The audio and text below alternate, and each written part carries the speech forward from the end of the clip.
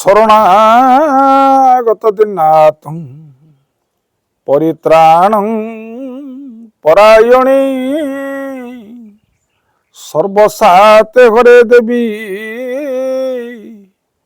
মা শারদে দেবী নমস্তুতি। জয় মা শারଳା।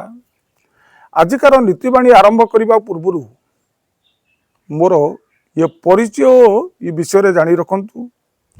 ମୁଁ ହେଉଛି ଜଣେ ସାଧାରଣ ଫିଲୋସୋଫର, ଏ ପ୍ରବଚକ ସୁରେଶ ମାହାଳି। କେବଳ ସମାଜର ମଙ୍ଗଳ ପାଇଁ ଆମେ ଏ ନୀତିବାଣୀକୁ ସେୟାର କରୁଛୁ। ଆପଣମାନଙ୍କୁ ଯଦି ମୋ ନୀତିବାଣୀ ଭଲ ଲାଗୁଥିବ, ଆପଣମାନେ ଗୋଟେ ଲାଇକ୍ କରି ସବସ୍କ୍ରାଇବ୍ କରିଦିଅନ୍ତୁ। ଅନ୍ୟମାନଙ୍କୁ ସେୟାର କଲେ ଏ ସମାଜର ମଙ୍ଗଳ ହେବ। ଆସନ୍ତୁ ନୀତିବାଣୀ ଆରମ୍ଭ କରିବା ପୂର୍ବରୁ ସୁନ୍ଦର ଏ କଥାଟିଏ। ଗୋଟିଏ ଜଙ୍ଗଲରେ ସାଧୁଟିଏ ରହୁଥାନ୍ତି। ସାଧୁଙ୍କ ପାଖରେ ଅନେକ ଶିଷ୍ୟମାନେ ବି ଥାନ୍ତି ଏବଂ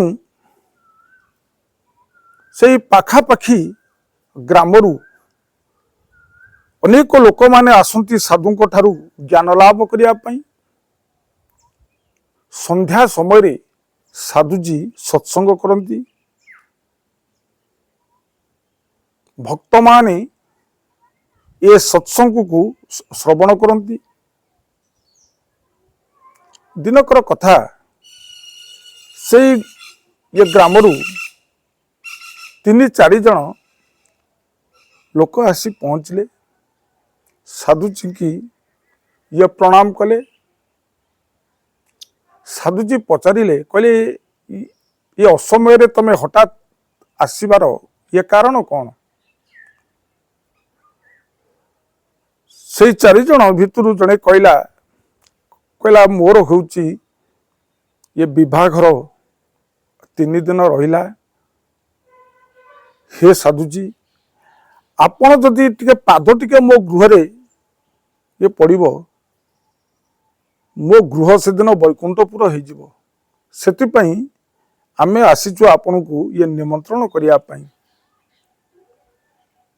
ସାଧୁଜୀ ଟିକେ ମନ ଦୁଃଖ କଲେ।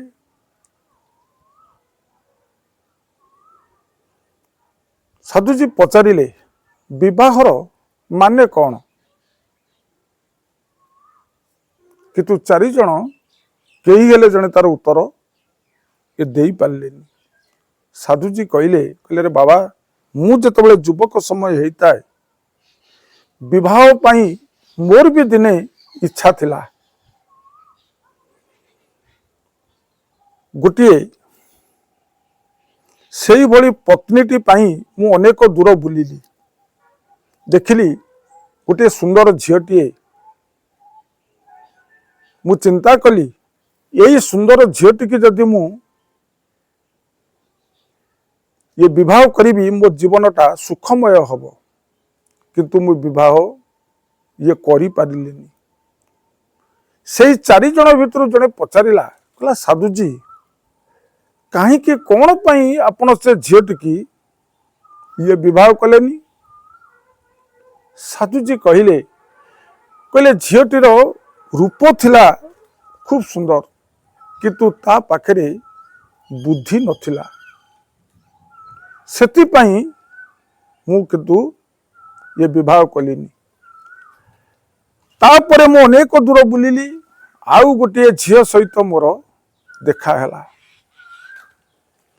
ଝିଅଟି ଅତ୍ୟନ୍ତ ସୁନ୍ଦରୀ ଥିଲା, ଗୁଣବତୀ ଥିଲା, ଜ୍ଞାନରେ ମଧ୍ୟ ପ୍ରବୀଣ। କିନ୍ତୁ ମୁଁ ସେ ଝିଅଟିକି ବିବାହ କଲିନି। ଏହି 4 ଜଣ ଲୋକ ପଚାରିଲେ, କ'ଣ ପାଇଁ ସାଧୁଜୀ ସେ ଝିଅଟିକି ବିବାହ କଲେନି? ରୂପବତୀ ଥିଲା, ଗୁଣବତୀ ଥିଲା, ଜ୍ଞାନରେ ମଧ୍ୟ ପ୍ରଚୁର, କିନ୍ତୁ ବିବାହ କ'ଣ ପାଇଁ କଲେନି? ସାଧୁଜୀ କହିଲେ ସିଏ ଅନ୍ୟ ଦେଶର ଝିଅଟି ଥିଲା। ता भाषा को मु बुझी पारिबिनी कि मो भाषा को से बुझी पारिबनी। तेणु ये विवाहर मूल्य किछि नथिला, सेतिपई मु विवाह कलिनी। साधुजी कहले तापरे मु अनेक दिन बुलिली, गोटे सुंदर झीटी की मध्य देखिली। झीटी शिक्षिता थाए, ज्ञान थाए, गुण भी थाए, किंतु से झीटी मते विवाह करने को ये मना करदेला। कहला तमे होच गोटे असुंदर एवं मो ठारू तमे कम पाठ पढ़ीच। कहले मु पत्नी खोजी खोजी खोजी खोजी खोजी खोजी आउ पत्नी खोजिबा बंद करी भगवान को खोजिली। भगवान को खोजी खोजी खोजी खोजी आसी यही जंगल मध्य आसी बसी, किंतु ताठारू सुख मते आज मिलुची भगवान को सहित मु जो संपर्क रखिली से सुख सुख नहीं सत किंतु शांति बहुत। आज विवाह करिवो तमे सुख टिकक पई विवाह करिवो किंतु शांति पई विवाह विवाह नुहे। सेठी साधुजी कहले किछि दिन परे सेई बाहर देशर झीटी ता स्वामी सहित आसी मोरी आश्रम रे दिने देखाला। मु सेठी ताकू पचारली, मु कहली माँ कहीं आसीच, कौन पाई आसीच? झीटी कहला कहला मु गोटे हिंदू समाज रे विभागर करिछि किंतु मु संस्कार पाई आसीछि। किछि दिन मोरी आश्रम रे से गीता पाठ कला, भगवत पठन कला, तापरे गोटे संस्कार बहु होइकि सेठू गला। जो झीटी विवाह पाई मते मना करि देइथिला ता स्वामी सहित दिने आसी यही आश्रम रे पहुंचला, किंतु झीटीर मुहटी ये पोड़ी जाइथिला, गोटे असुंदर थिला। किंतु पाद तले पड़ला, कहला हे साधुजी आज मु गोटे असुंदर हो जाइछि, किंतु मोर उपरटा सिना असुंदर होइछि किंतु मो भितरटा को आज टिके सुंदर कर दियंतु। सेठी साधुजी कहले कहले दिने तमे गोटे पुरुष को ये मना करथिल तमे होच असुंदर विवाह करिबि, से पुरुष जनक होउछि मु। किंतु माँ ये ऊपर सिना आज ये पोड़ी जाइछि, असुंदर हो जाइछि, किंतु भितरटा जदि सुंदर थिबो ना भगवान आसी विराजमान करिवे। सेठी तार स्वामी निजर भूल को मध्य बुझी पारिला। तेणु मन रखि तांतु आज्ञा आजिकार नीतिबाणी रे आमे यही शिक्षा लाभ करिबा, केतेबेले ऊपरर सौंदर्य को देखंतुनी, कपा को देखुथिबे कपार ऊपर अंशटी होउछि असुंदर किंतु तार भितरर तुलाटी होउछि धला, जहा कि से आज समाजर मंगल कामना करे, वस्त्रदान दिए। पौड़ देखिथिबे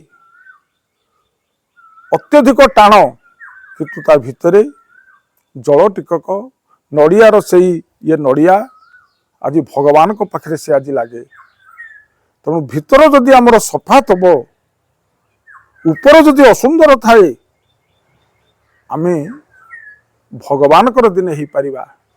एई थला नीतिबाणीर मोर ए निर्जास कथा। मो कथा को जदि आपण माने श्रवण करथिबे आपनक जीवन धन्य होई जिवो, वैकुंठपुर लाभ करिवे। आजिकार अनुचिंता घरे जदि ये प्रजापति बुलुथबार देखिबे जानिबे आपनक घर को धन आसीगला।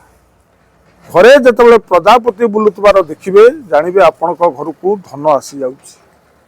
एतिकी कही मोर नीतिबाणी अनुचिंता को मु शेष करुछि। प्रणाम, जय जगन्नाथ।